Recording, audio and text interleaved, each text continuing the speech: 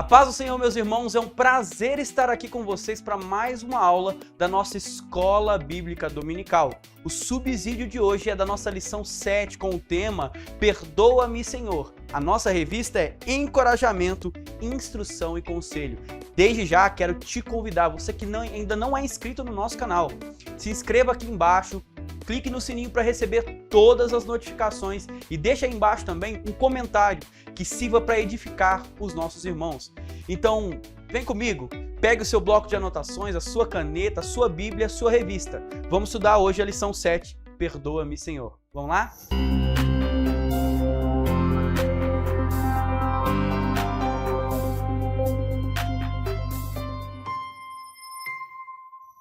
Então hoje, na nossa lição de número 7, com o título Perdoa-me, Senhor, que vai ser lecionada no dia 7 de maio de 2023, eu já quero iniciar sempre nos guiando pelo nosso resumo da lição, tá?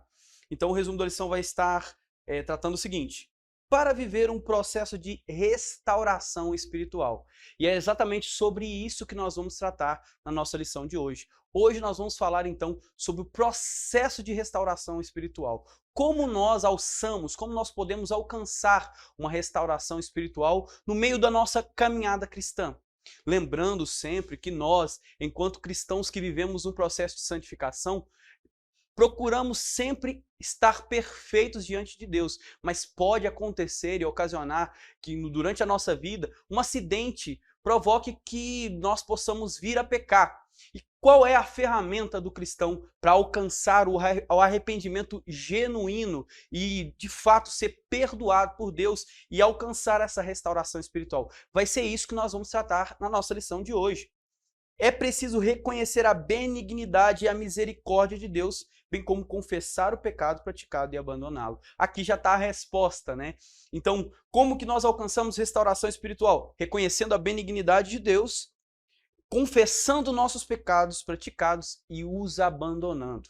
Então é sobre isso que nós vamos tratar na nossa lição de hoje, que tem como 3 objetivos principais. O primeiro, compreender que o Salmo 51 é um clamor por misericórdia e confissão. Segundo, mostrar o anelo do salmista, o cuidado do salmista, o desejo do salmista que busca essa restauração.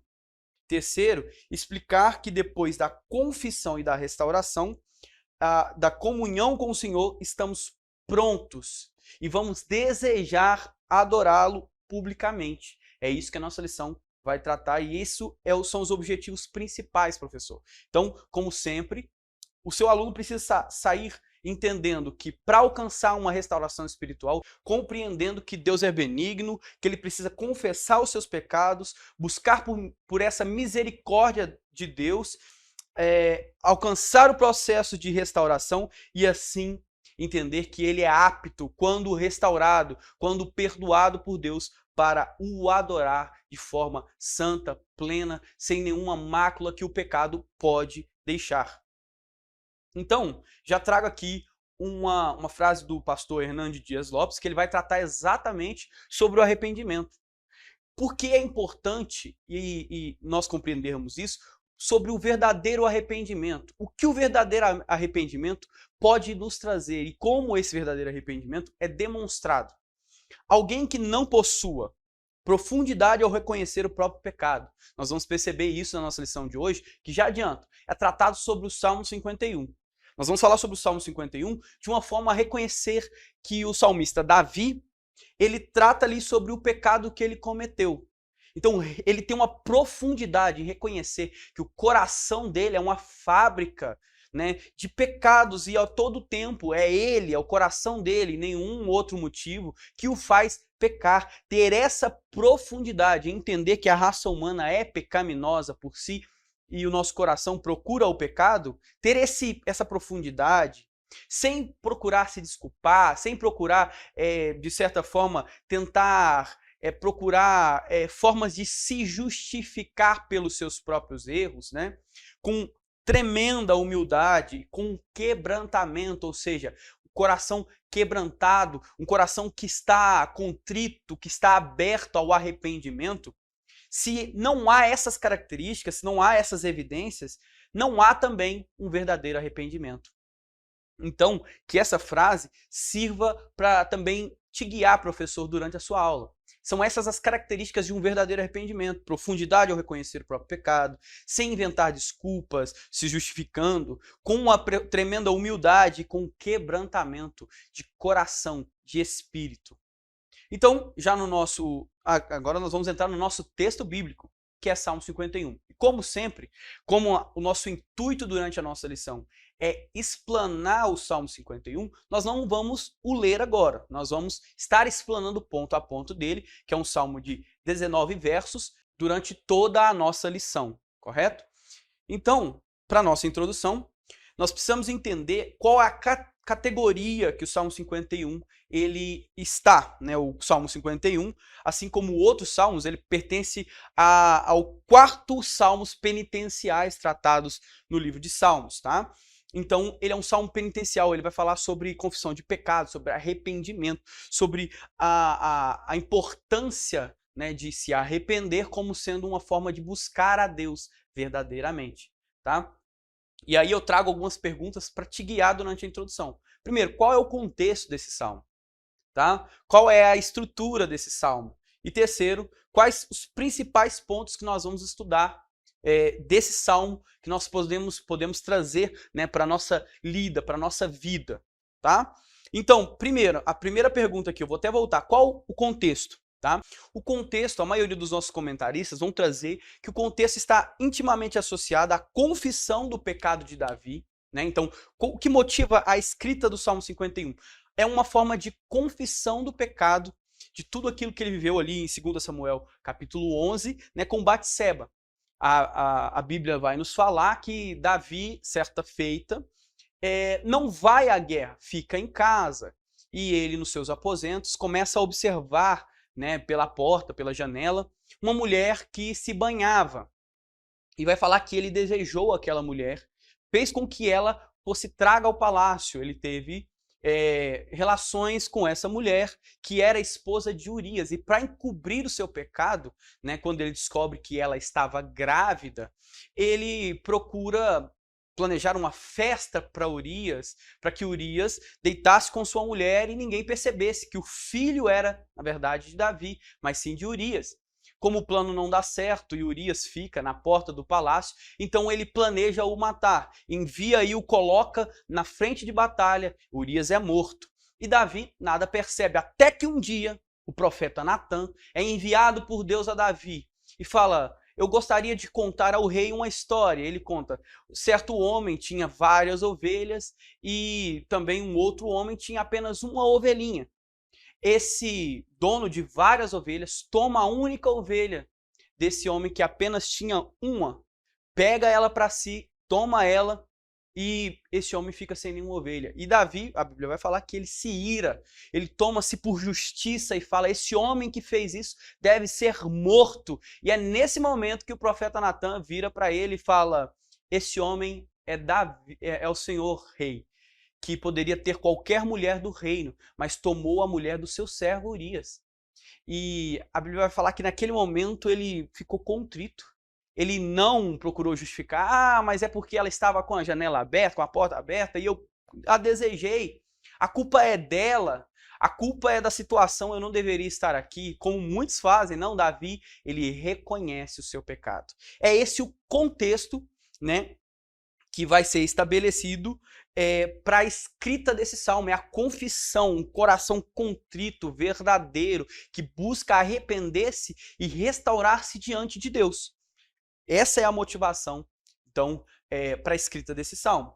Depois, qual a estrutura? A estrutura que o nosso comentarista da revista vai trazer é a seguinte. Primeiro tópico: reconhecimento da natureza misericórdia de Deus, que vai do verso 1 ao verso 2.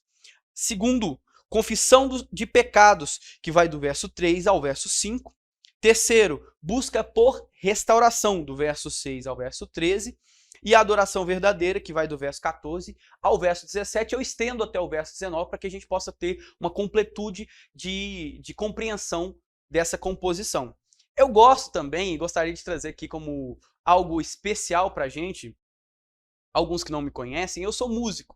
E existe um comentário que fala-se que a melodia desse salmo é composta por 5 notas principais. Quais são elas? E aí eu trago isso também como uma forma de estruturar o nosso salmo.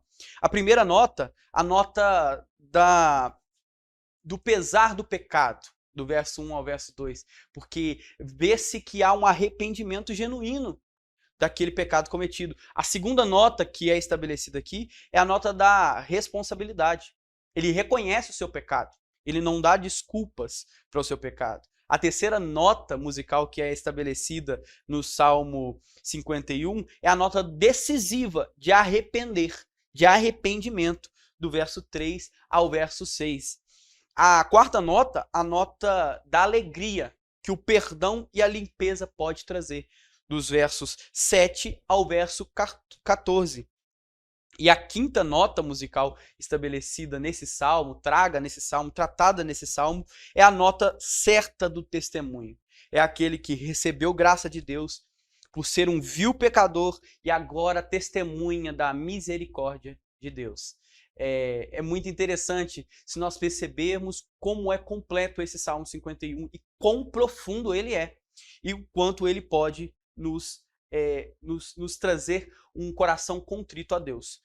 A última pergunta, quais os principais pontos que vamos estudar então? Só recapitulando, confissão, misericórdia de Deus, restauração e, por fim, a adoração a Deus. Dentro do nosso tópico 1, o nosso subtópico vai tratar sobre um clamor por misericórdia. Então aqui eu já quero iniciar explanando, porque eu acho mais importante aqui é nós entendermos o que o Salmo 51, que a composição de Salmo 51 quer nos trazer. E vai iniciar, o salmista Davi vai iniciar o seguinte, ele vai iniciar dizendo: tem misericórdia de mim, ó Deus, por causa do teu amor, por causa da tua grande compaixão, em outras versões, sua grande misericórdia, apaga as manchas da minha rebeldia. E aí, perceba, ele não coloca, ele já inicia colocando qual o grande motivo do meu pecado? A minha rebeldia. O que ele quer dizer com rebeldia? Ele quer dizer que ele se deixou levar por conivência, por sua mentira, pelo adultério que ele cometeu, pela trama e, de fato, o assassinato que ele cometeu. Ele enxerga claramente a sua iniquidade e não se preocupa e não se abstém de dizer, de clamar, de falar a verdade a Deus. Que as nossas orações, que os nossos clamores a Deus sejam bem parecidos com Davi. Que ao dobrar nossos joelhos, que mais interessante do que falar palavras bonitas a Deus, nós falemos a verdade de quem somos. Pecadores, vios, que deixam se levar pelas suas próprias concupiscências, pelos seus próprios desejos, pelas suas próprias maldades. E aí no verso 2 ele vai dizer: lava-me de toda a minha culpa, purifica-me do meu pecado. Por enxergar a sua iniquidade, ele pede: Deus, purifica-me, limpe-me. Ele é sincero, ele não procura maquiar. Ele poderia dizer: Senhor, eu sou um grande rei que o Senhor estabeleceu, que o Senhor colocou para reinar em Israel. Eu venci muitas batalhas, fiz o bem para muitas pessoas, ajudei muitas pessoas, fui um grande guerreiro de Israel, fui um rei digno, fui alguém que compôs muitos salmos de adoração ao Senhor. Por um deslize, eu sou pecador, perdoa essa minha fraqueza com uma forma de desculpa. E não, a gente não percebe em momento nenhum em Davi a característica de justificação em si próprio, buscar justificar-se não em Jesus, em Deus, como a gente trata da doutrina de justificação, não confunda. Ele não procurar se justificar de forma a colocar culpa na situação, no seu momento de fraqueza, no seu momento de tristeza, no seu momento de abandono, de solidão do palácio, poderia Ele não. Ele reconhece, ele é sincero, não procura maquiar ou encobrir o seu pecado. Só Deus pode lavar as nossas almas. E aí, só nesse verso 1 e verso 2 nós já temos uma verdade importante. Nenhum pecado é grande demais para que Deus possa nos perdoar. E nós poderíamos até dizer uma lista de pecados que Davi cometeu e não sequer teve um momento de lucidez. Mas a verdade é que o momento de lucidez, o momento em que a claridade dos nossos pecados vem, pode chegar. E ela chega para alguns rapidamente, já na infância. E esses procuram em Deus a resposta para a sua solidão, para a sua tristeza.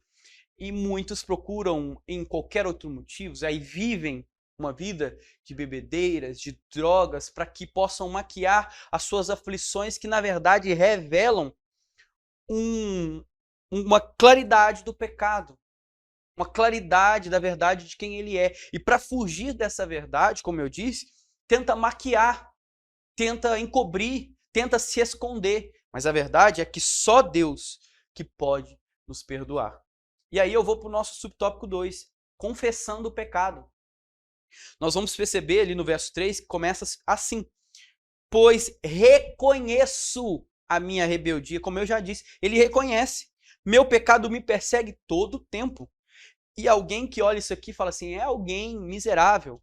É um simples homem, alguns apercebido, que leia esse verso e fala assim, ele reconhece sua rebeldia porque ele reconhece. Não, nós não estamos falando de qualquer pessoa, nós estamos falando de um rei.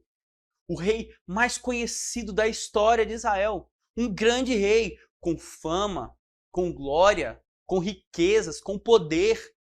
Ele reconhece a sua rebeldia. Ele percebe e não está feliz. Ele não tem paz. Porque o pecado que ele cometeu o persegue o tempo todo. Aqui ele de novo fala, eu entendo que Deus é justo, a acusação que Deus tem contra mim é justo, é justiça. E também se ele trouxer sobre mim essa justiça, ele é justo ainda assim, porque eu reconheço que sou pecador. E aí ele continua, no verso 4, pequei contra ti, somente contra ti. Fiz o que é mal aos teus olhos, por isso tens razão no que dizes. E é justo o teu julgamento contra mim. O seu pecado, embora envolva, né, Batseba, porque nós precisamos entender uma coisa aqui, eu gostaria de abrir um parênteses para a gente comentar. Davi tinha uma posição em relação a Batseba de líder, de rei, de comandante.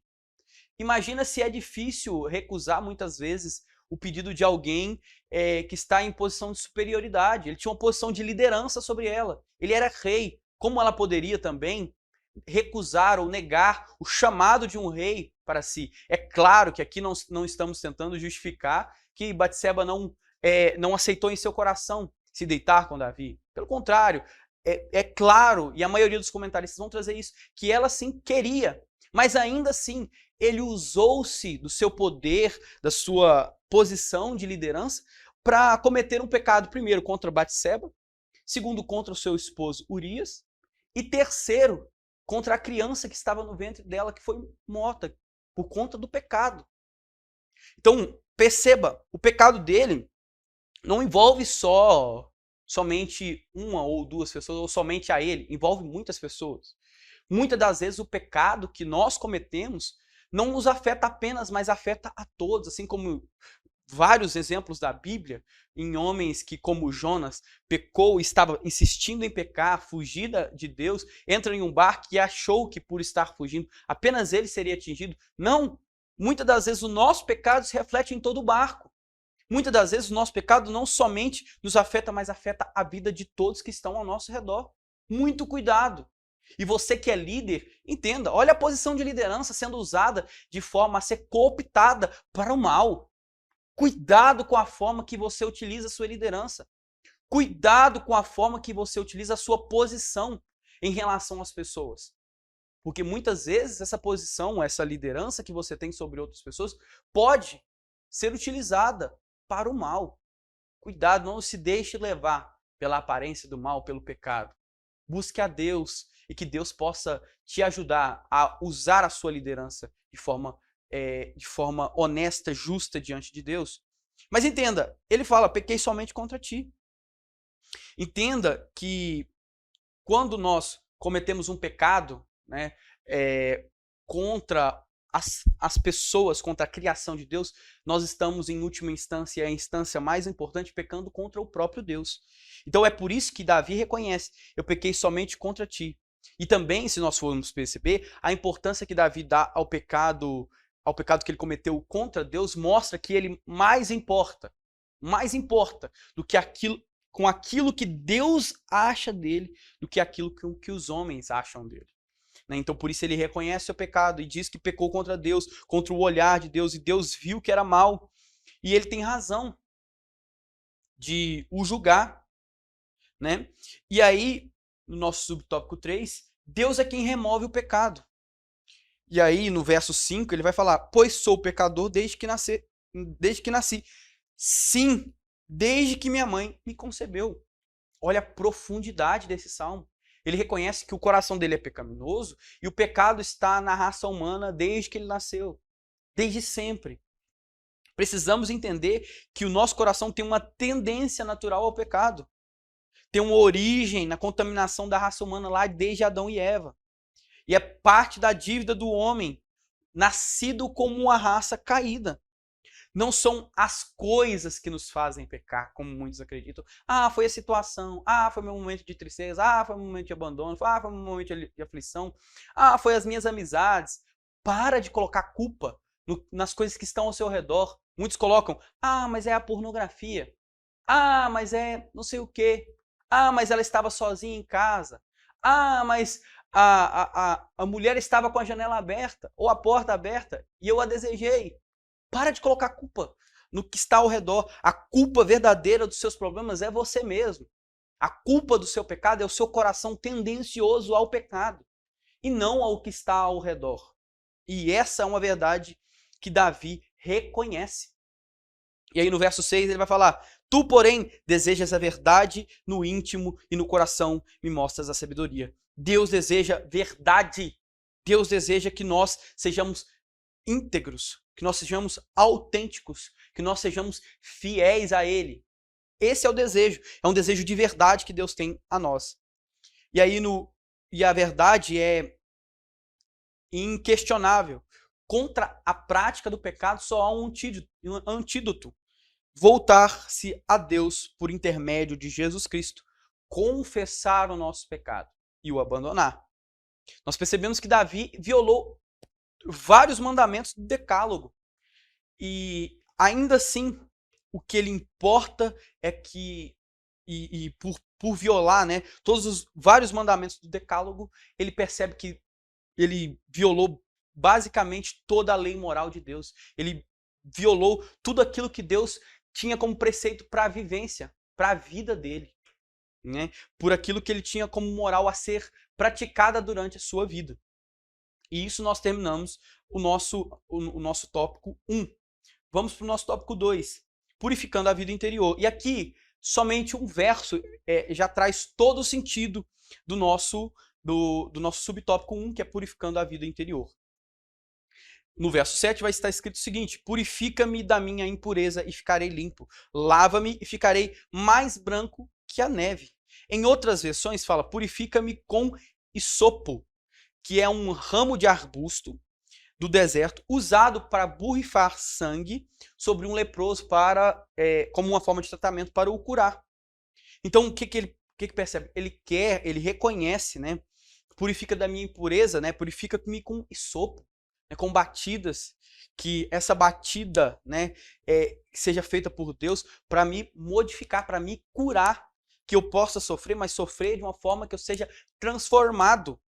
Lava-me, né? Esse lava-me como um sentido da forma que se batia roupa, né? Então ele novamente traz esse sentido de que o Senhor possa me restaurar, que mesmo que eu sofra, que eu saia desse sofrimento que Deus me coloque de forma transformada.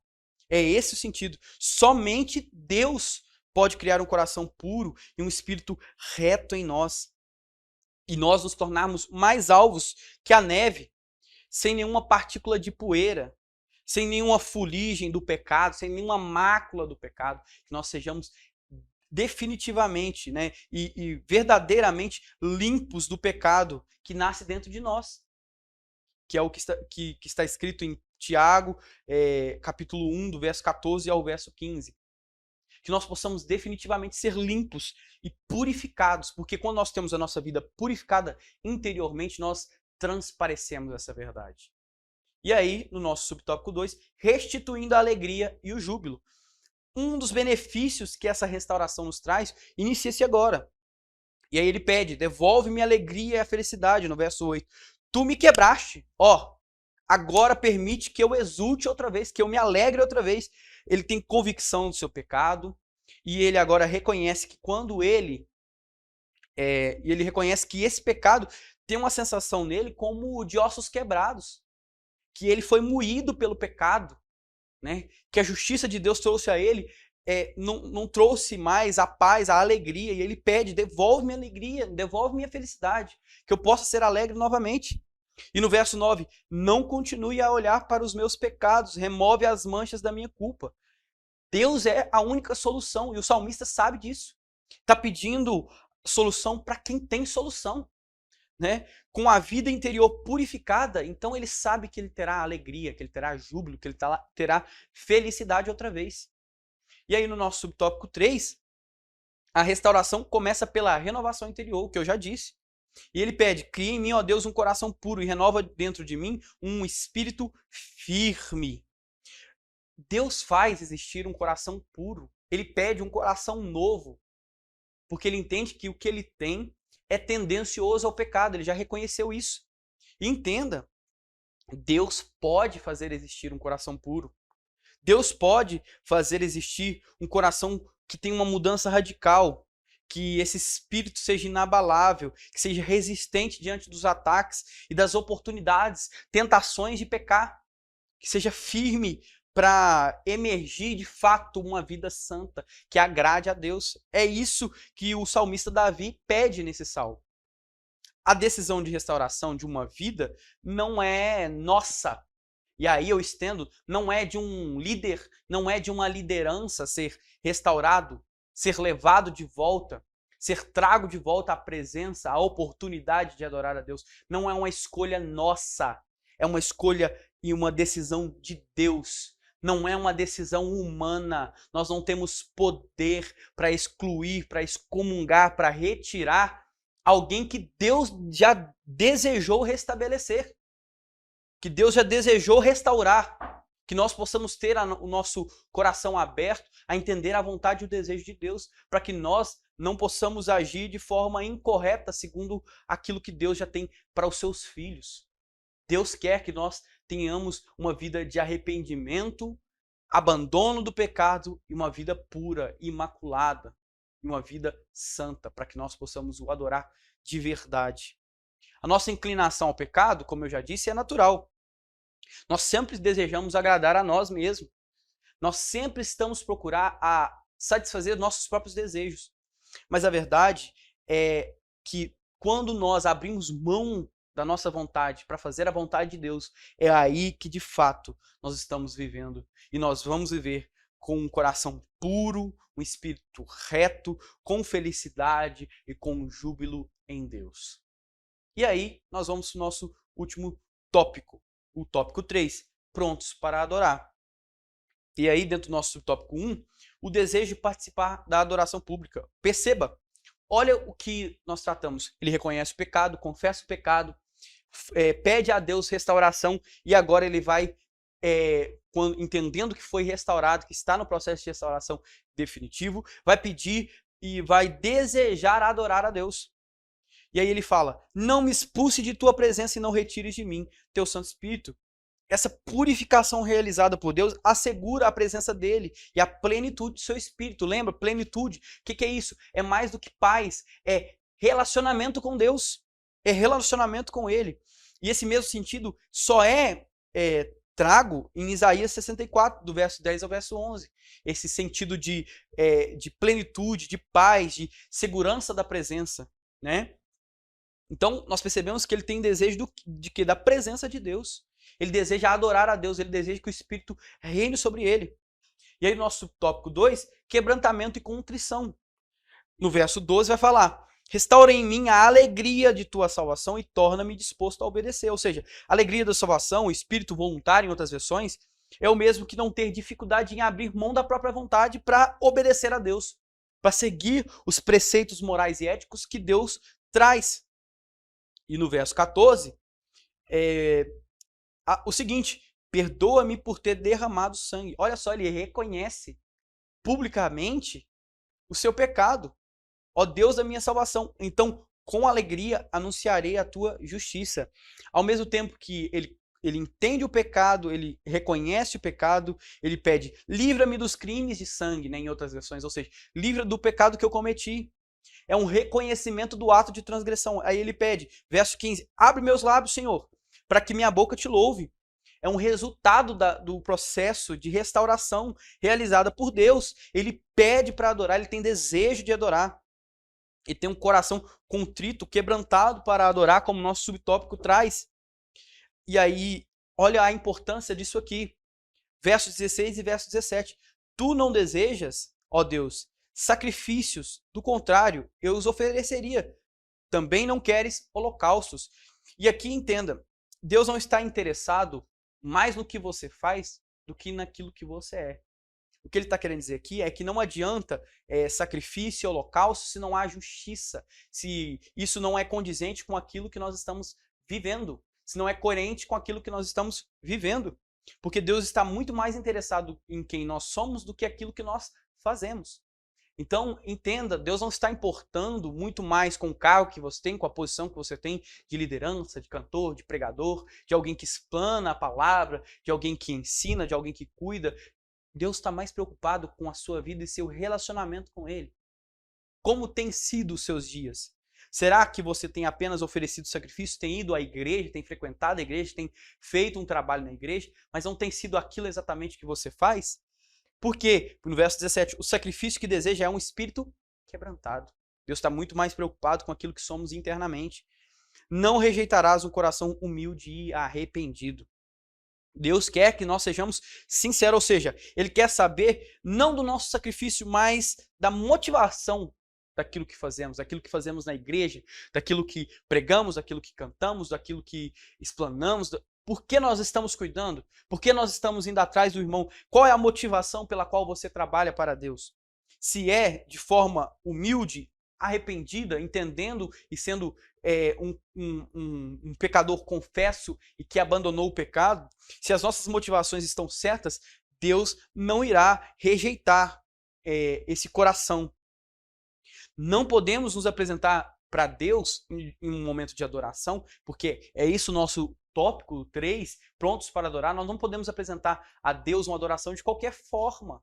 Nós precisamos entender que a nossa adoração não pode ser mecânica e superficial, como nosso comentarista traz. Ela precisa ser verdadeira, autêntica, íntegra, que nós possamos estar presente no momento de adoração a Deus. Isso é importante. Nosso subtópico 3 e o último subtópico, fazendo bem para os outros. Olha os resultados, né? E aqui eu trago, eu pulei lá o verso 13, mas trago ele aqui, porque ele é um dos resultados da restauração. Então ensinarei os teus caminhos aos rebeldes e eles voltarão a ti. O resultado da purificação é a disposição clara de falar de Deus e da verdade de Deus, desse Deus misericordioso a outras pessoas.